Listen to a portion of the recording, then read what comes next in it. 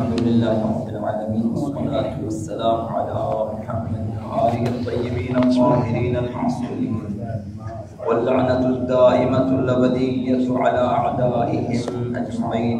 اللهم عجل لوليك الفرج وفرجنا به واجعلنا من أعوانه وأنصاره. دو روایتیں آپ کی خدمت میں اذان اور اقامہ کے سلسلے میں عرض کی. حضرت آقا امام جعفر الصادق علیہ السلام اللہم صلی علی محمد وآلہ فرماتے ہیں کہ مسجد نبوی کی دیوار آدمی کے قد کے برابر تھی اور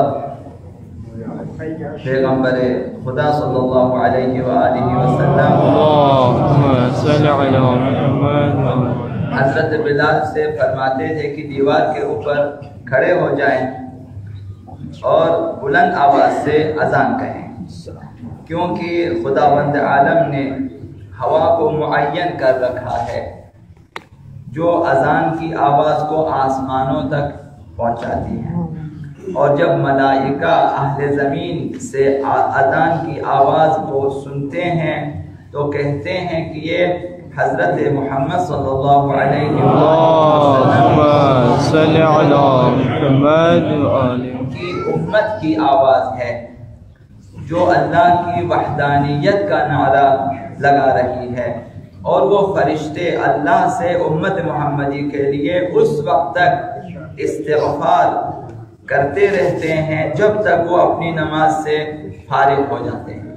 یہ اذان کی فضیلت ہے، حضرت بلال سے فرمایا.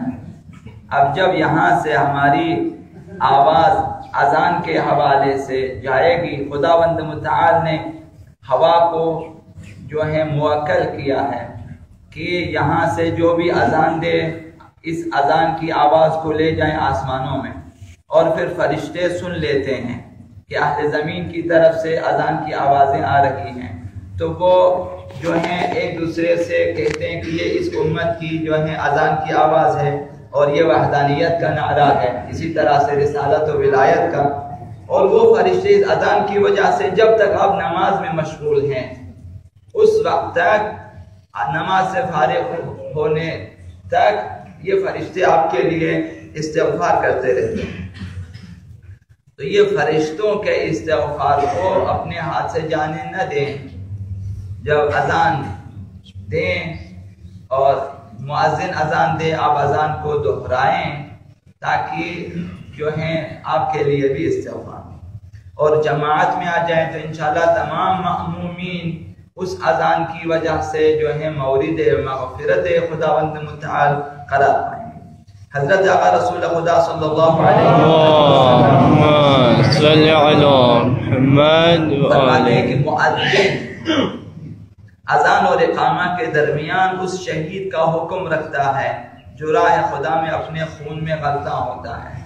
ایک مجاہد کا تصور کریں جو درد دین اور درد اسلام لے کر محبت اہل بیت میں اطاعت پروردگار میں دشمنوں کی صفوں پہ حملہ آور ہو جاتا ہے اور خود خون میں غلطاں ہو جاتا ہے، وہ شہید اور پھر شہید ہو جاتا ہے.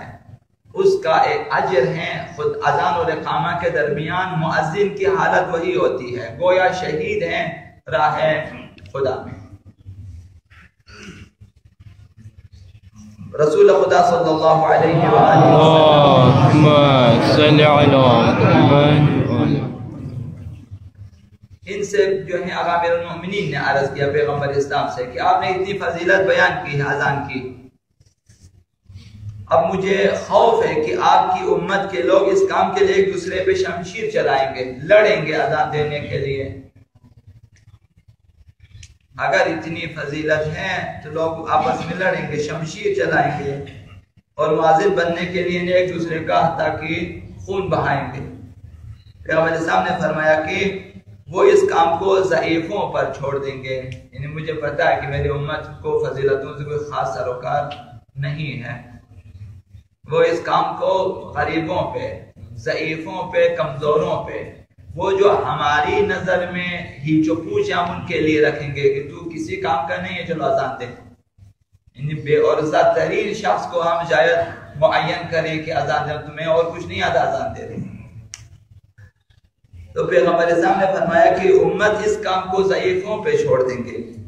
اذان کہنا اتنا زیادہ ثواب اور فضیلت رکھنے کے باوجود ضعیف لوگوں کے علاوہ دوسرے حضرات اذان کہنے کی طرف قدم نہیں بڑھائیں گے اور واقعا نہیں بڑھاتے. البتہ جو ہیں اب جو خصوصی مؤذن ہیں، انفرادی طور پر شاید بہت سارے افراد اذان کہتے ہوں گے، البتہ وہ بھی فضیلت ہیں.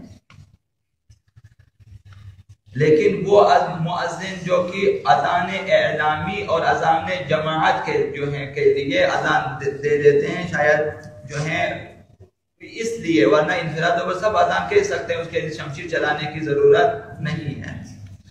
لہذا اور مؤذن کا گوشت وہ ہے، پیغمبر اسلام نے فرمایا کہ مؤذن کا گوشت وہ ہے جس پر جہنم کی آگ حرام ہے.